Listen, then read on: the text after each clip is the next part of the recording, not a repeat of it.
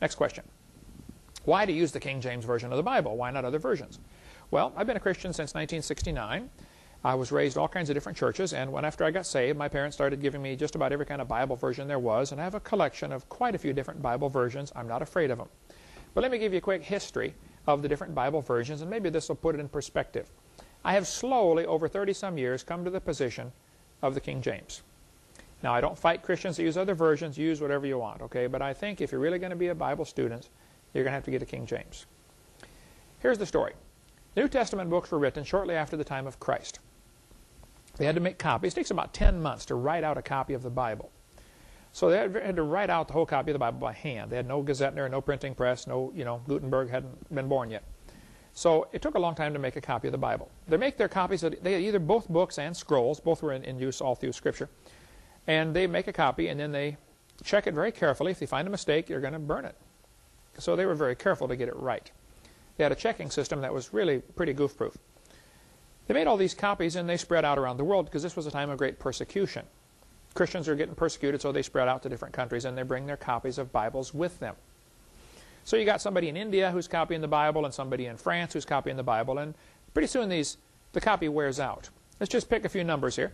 This is a book from the early 1900s. It's a very beautiful book, and it's beginning to get worn out.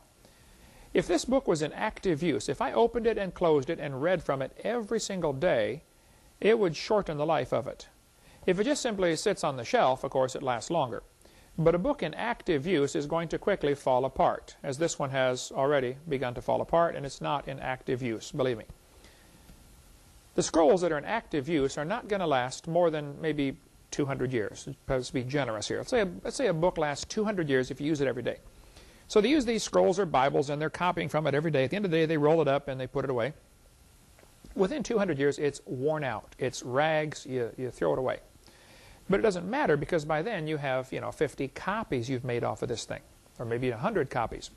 They've made copy after copy after copy of these scrolls or books. So you have exact copies of the original. The original is junk by now, so you throw it away. It doesn't matter. You take those 50 copies and you begin making copies off of those. And again, a very careful copying process, but after a few hundred years, they are junk, so you throw them away. This goes on several generations, and now you're on the 4th or 5th or 6th generation from the original. And now you have thousands of exact copies of the original, which is long gone. It's been thrown away years and years ago. Okay. About the early 1500s, they decided to put the Bible into English. And so Erasmus and Luther and Tyndale and the Geneva Bible and all this was made in the early 1500s. And throughout the 1500s, they're making copies of the Bible. They're translating it to English. They went around and gathered up old scrolls that they could find and copies of the Bible, and they found about 5,000 copies of Scripture from countries all over the world. This group of manuscripts became known as the Textus Receptus, the received text. They looked at all these scrolls and could find no differences except the spelling of people's names and the spelling of cities, like Peter and Pedro and stuff like that. So they made English translations, and finally the King James in 1611 was made from these texts, what's called the majority text. Meanwhile, down in Egypt, there was a group of folks called the Alexandrians down in Alexandria, Egypt, which was at that time a major city. A major library was there, which later burned, but a major city in Alexandria, Egypt.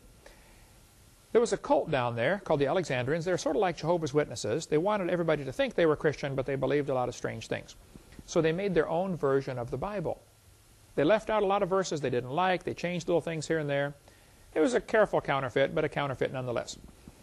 They have this Alexandrian Bible, and some copies were made. And the primary guy in this cult was a guy named Origen, who lived about 240 A.D.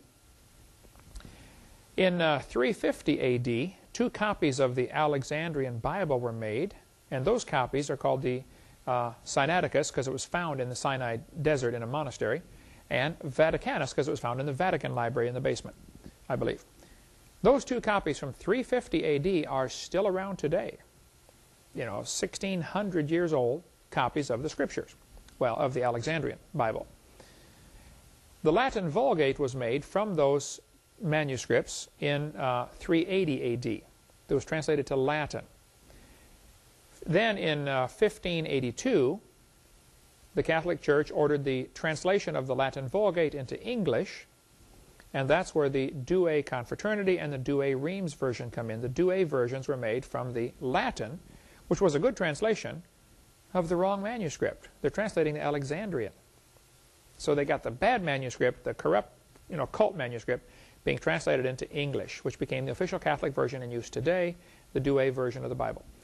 Two guys named Westcott and Hort came along in 1875, and they took these Alexandrian manuscripts, of which I think about 15 or 17 of them were found, I don't know, and they said, these are old manuscripts, therefore they're better. Well, now hold on a minute. Yes, they're older, but that doesn't mean they're better. They're older because they're worse. The people didn't use them. They didn't wear them out. But they made a modern Greek version of the Bible from this ancient one. They put it on new paper, new ink, and made a new Greek edition in 1875. This was then translated into English, at least the New Testament in Greek. And so the English translations of the of the Westcott and Hort text include the Revised Version done in 1881, the American Standard Version done in 1901, the Revised Standard in 1946, and that's the Bible I got saved from, the New World Translation, Jehovah's Witness Bible, made in 1950, the New American Standard Bible, made in 1960, the Good News Bible, the Amplified Bible, the Living Bible, and the NIV.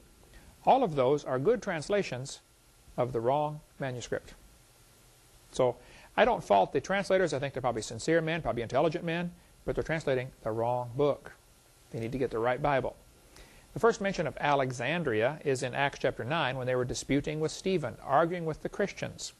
And we still got the same thing today with these different versions of the Bible, arguing with the real Bible. Okay, my Jehovah's Witness Bible on my shelf will probably never get worn out.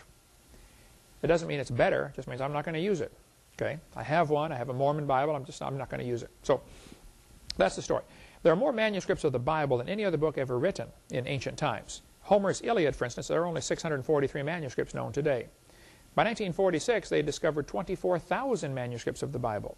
Then when the Dead Sea Scrolls were found in 1947, they now have 40,000 new manuscripts to work from.